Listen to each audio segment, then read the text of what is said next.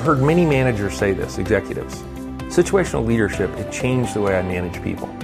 I think it's the most practical model you'd ever get for leadership.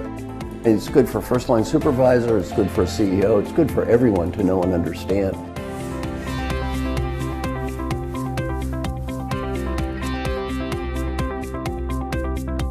Marshall, thank you very much, first and foremost.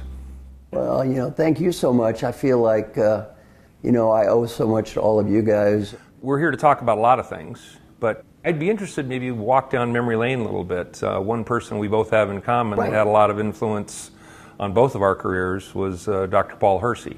I would have to say there's no way I would have achieved anything I achieved without him. He really was a key to my life.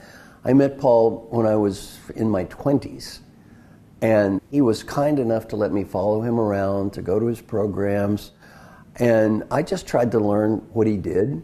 Then one day he became double booked. So he calls me, he says, "Marshall, can you do what I do?" I said, "I don't know." He said, "Well, I need help. Can you do this?" I said, "I don't know." He said, "I'll pay $1,000 for one day." I was making $15,000 for 1 year. That was 39 years ago. I was 28 years old. You know what I said? "Sign me up, coach."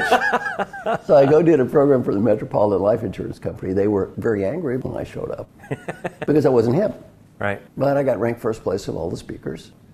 And then Paul called me up, and he called them up and was just getting ready to get his butt handed to him. But they said, "Well, we were very angry, but Marshall got ranked first place of the speakers. Do you want to send him to do another one?" So Paul said, "Do you want to do this again?" I said, "Paul, sign me up." That's how I got into executive education, and then eventually went to work for him. And I have to say, the stuff he taught me I use every day. So the essence of situational leadership and the way you guys teach it, I use that all the time in my coaching. I use it when I explain it to people. It's just been something that's very helpful for me that I've carried around throughout my life.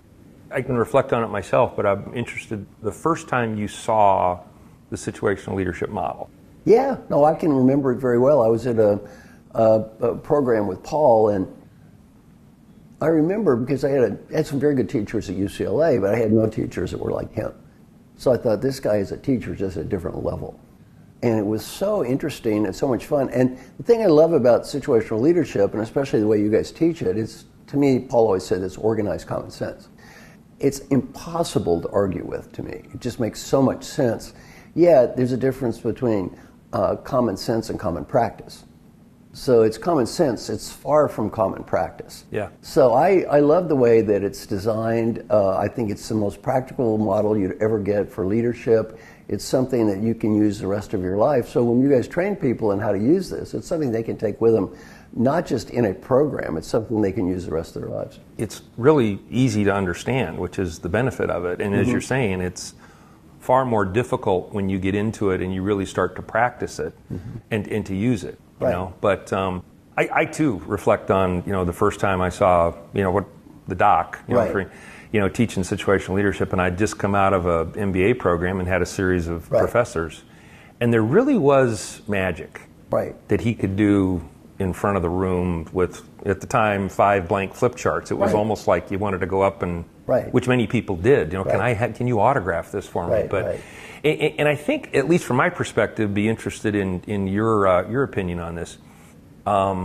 Really a smart guy, but what he had the ability to do was to integrate things that up to that point in time had never been integrated. I mean, the first 50 years of organizational behavior in general, leadership development in particular, it was like there was studies on leaders, and then there was studies on motivation. And he was one of the original contingency leadership gurus that kind of put apples together with oranges and came up with a very simple, practical language. That is still eminently useful today.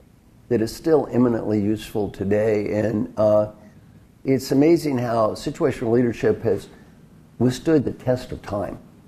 And to me, so practical and so much common sense. And it's good for leaders at all levels, too. It's good for first-line supervisor, it's good for a CEO, it's good for everyone to know and understand. So I think it's just a great idea. I think what you guys are doing is great because you're out there trying to help a lot of people get better.